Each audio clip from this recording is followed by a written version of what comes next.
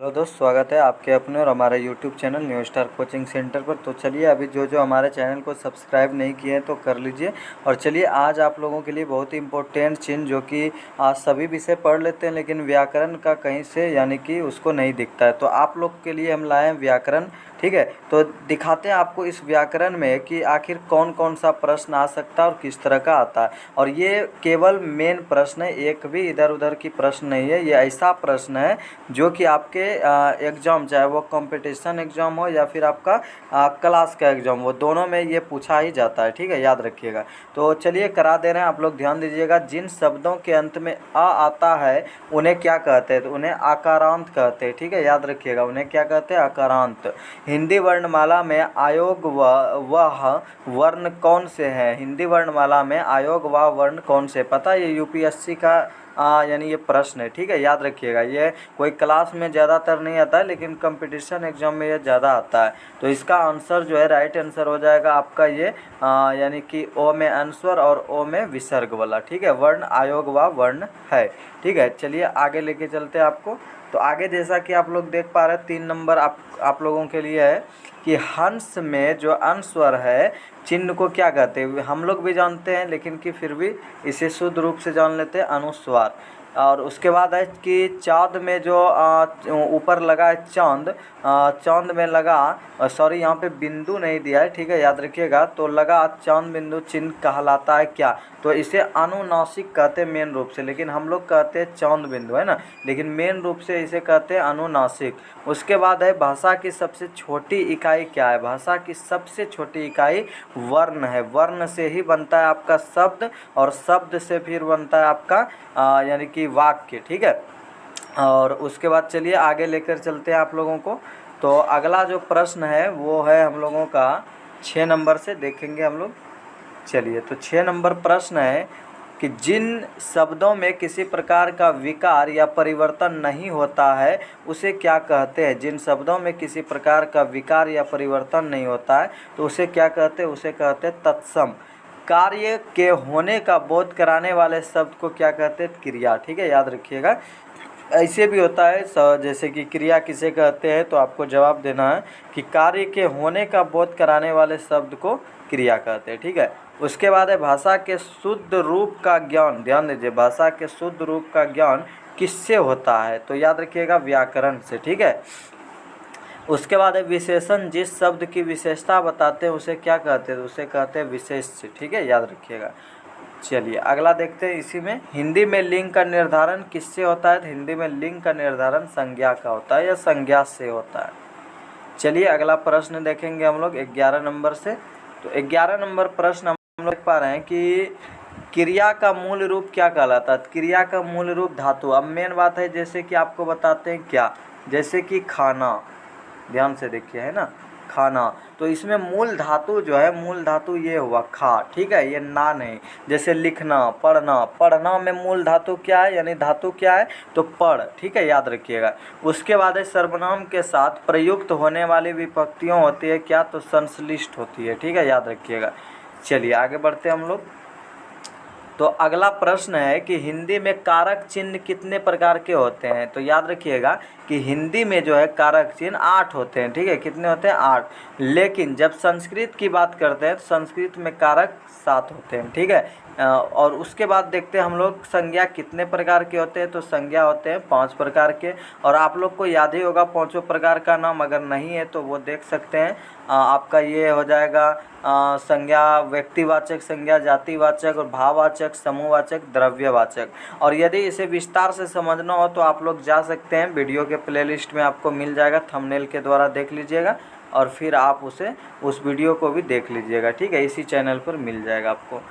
चलिए उसके बाद है कि वे शब्द जो विशेषण की विशेषता बताते हैं, यानी वह शब्द जो विशेषण का विशेषता बतलाता है तो उसे क्या कहते हैं, तो उसे कहते हैं प्रविशेषण। उसके बाद है सर्वनाम किसे कहते हैं, तो सर्वनाम देखिए किसे कहते हैं, सर्वनाम वे शब्द कहलाते हैं जो संज्ञा के स्थान पर प्रयोग में लाए जाते हैं। जैसे मान लिया जाए राम खा रहा है तो हम बोलेंगे कि राम खा रहा है। ऐसा भी तो हो सकता है कि इशारा मार के हम बोलेंगे वह खा रहा है, तो यार राम के बदले में जो हम वह प्रयोग किए तो यही हो गया आपका सर्वनाम। देखिए यहाँ है ना, यह वह वे उनका, यानी ये सब जितने भी है ये सभी आपका सर्वनाम हुआ। एक मस्त प्रश्न है, सर्वनाम के कितने भेद होते हैं, तो सर्वनाम के 6 भेद होते हैं। याद रखिएगा सर्वनाम के 6 भेद होते हैं और ये 6 का नाम हम आपको करा दे रहे हैं। पुरुषवाचक सर्वनाम, निश्चयवाचक सर्वनाम, अनिश्चयवाचक सर्वनाम, प्रश्नवाचक, संबंधवाचक और निजवाचक। ठीक है, और इसे भी अगर विस्तार से जानना है तो आप लोग वीडियो के लिंक में आपको मिल जाएगा, अथवा आप जाके इसी चैनल पर प्ले लिस्ट में देखिएगा तो आपको मिल जाएगा। ठीक है, चलिए आगे लेके चलते हैं आपको। तो अगला प्रश्न है आप लोगों के लिए, देखिएगा ध्यान से, क्रिया किसे कहते हैं। तो आपको उधर भी हम बता दिए जिस शब्द से किसी काम के करने या होने का बोध हो उसे क्रिया कहते हैं। जैसे खाना, हंसना, रोना, बैठना, दौड़ना, ठीक है, रोना, ये सारा चीज़ क्या है, क्रिया ही है। उसके बाद है क्रिया मुख्य रूप से कितने प्रकार के होते हैं। जी हाँ, क्रिया जो है मुख्य रूप से कितने प्रकार के होते हैं, तो क्रिया जो है मुख्य रूप से 2 प्रकार के होते हैं, अकर्मक और एक सकर्मक। याद रखिएगा, एक अकर्मक एक सकर्मक। उसके बाद है कि काल कितने प्रकार के होते हैं, तो काल होते हैं 3 प्रकार के, वर्तमान काल, भूतकाल और आपका एक भविष्यत काल। ठीक है, ये याद रखिएगा 3 प्रकार के। और इन तीनों का प्रकार, और जैसे कि वर्तमान काल कितने प्रकार के होते हैं तो इसके लिए आप अलग से वीडियो हम बना चुके हैं, जाके आप लोग देख लीजिए। ठीक है, अगला है कि तालब स्व देख रहे हैं, तालब स्व व्यंजन का उच्चारण स्थान, सबसे ज़्यादा ये तालब स्व के बारे में पूछता है। तो तालब स्व व्यंजन का उच्चारण स्थान कौन सा है, तो तालु है। ठीक है, जब आप तालब स्व बोलिएगा जैसे शंकर, तो ध्यान दीजिए। देखिए बहुत सारा बच्चा केवल बोल देता है और पता नहीं चलता है कि शंकर में कैसे कौन सा स्व लगा। तो शंकर में जो तालब स्व होता है वो तालु से बोला जाता है, इसलिए देखिए तालु से बोलिए शंकर। ठीक है, तो इस प्रकार से, और ऐसे शंकर ध्यान से बोलिए, तो यानी कि अलग अलग प्रकार से ध्वनि निकल जाएगा। ठीक है, अगला है वो वर्ण का उच्चारण स्थान कौन सा है, तो वो जो है ये दोनों मिल के बोलाता है, दंत और ओष्ठ दोनों। ठीक है, नहीं तो आप बोलने का प्रयास कीजिएगा तो पता चल जाएगा। अगला है कि अंघो जो है, अंघो का उच्चारण स्थान क्या है, तो अंघो का उच्चारण स्थान ऐसे नासिक के लिया जाता है, लेकिन कभी कभी इसका अगर नासिक के ऑप्शन ना दिखे तो कंठ मारिएगा। ठीक है, अगला को वर्ण उच्चारण की दृष्टि से क्या है, तो को जो है, को कहाँ से निकलता है, कंठ से। क वर्ग के जितने भी है अंघो छोड़ा के वो लगभग कंठ से है। ठीक है, चलिए उसके बाद है आपका वर्ग के द्वितीय व चतुर्थ व्यंजन क्या कहलाते हैं, तो महाप्राण। याद रखिएगा। ठीक है, को खो गो घो में जैसे है ना, तो चो छो और टो ठो तो वो महाप्राण कहलाते हैं। ठीक है, चलिए आगे देखते हैं हम लोग। चलिए अगला प्रश्न है ए और ऐ। ठीक है, ध्यान दीजिए, ए और ऐ का उच्चारण स्थान क्या है, तो कंठ और तालु। ठीक है, ध्यान दीजिए, कंठ से भी और तालु दोनों मिलके। घो का उच्चारण स्थान तो कंठ, हम बताए ना, को खो में जितने भी वर्ण हैं वो सभी कंठ से।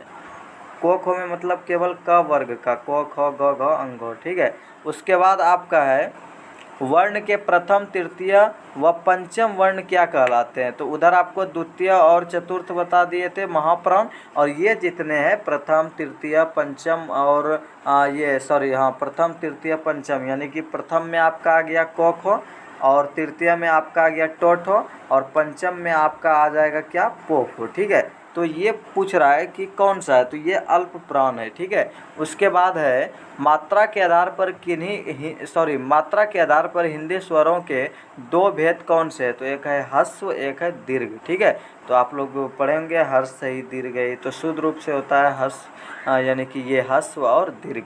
उसके बाद है दोस्त सर्वनाम के साथ प्रयुक्त होने वाली विभक्तियों होती है क्या, तो संश्लिष्ट होती है, उसके साथ में होती है। ठीक है, चलिए आगे आपको लेकर चलते हैं। चलिए अगला प्रश्न जो है, शिक्षक विद्यार्थी, ध्यान दीजिए, शिक्षक विद्यार्थी को हिंदी पढ़ाते हैं, वाक्य में क्रिया के किस रूप का प्रयोग हुआ है, तो द्विकर्मक का। ठीक है, मुझे किस प्रकार का सर्वनाम है, मुझे जो है यह किस प्रकार का सर्वनाम है, उत्तम पुरुष वाला सर्वनाम है। ठीक है, चलिए आगे लेकर चलते हैं। मानव शब्द का विशेषण क्या होगा? तो मानव का विशेषण मानवीय, शहर का विशेषण शहरीय, भारत का भारतीय, नगर का नगरीय, और जैसे यानी कि इसी प्रकार दिन का हो जाएगा दैनिक, ठीक है, देव का दैवी। और उसके बाद चलते हैं हम लोग तो, और जैसे महीना है, मास है, तो मास का मासिक।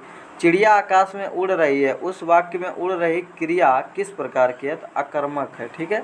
और कैसे अकर्मक सकर्मक है, तो इसके लिए अलग से वीडियो है, आप लोग जाके देख सकते हैं। पशु शब्द का विशेषण क्या होता है? तो पाश्विक, ठीक है, पशु का विशेषण पाश्विक। चलिए आगे बढ़ते हैं हम लोग। आगे है नेत्री शब्द, ध्यान दीजिए, नेत्री शब्द का पुल्लिंग रूप क्या है? तो नेता, ठीक है, और नेता का स्त्रीलिंग रूप तो नेत्री। उत्कर्ष का विशेषण क्या होगा? तो उत्कृष्ट होगा, याद रखिएगा, उत्कर्ष का विशेषण क्या होगा? उत्कृष्ट होगा। काम का तत्सम रूप क्या होगा? काम का तत्सम, तत्सम समझते हैं, जो संस्कृत के जैसा शब्द लगे, ठीक है, तो काम का हो जाएगा कर्म। दूध का तत्सम दुग्ध, देखिए है ना, लग रहा है ना संस्कृत का ये सब शब्द तो सेम है।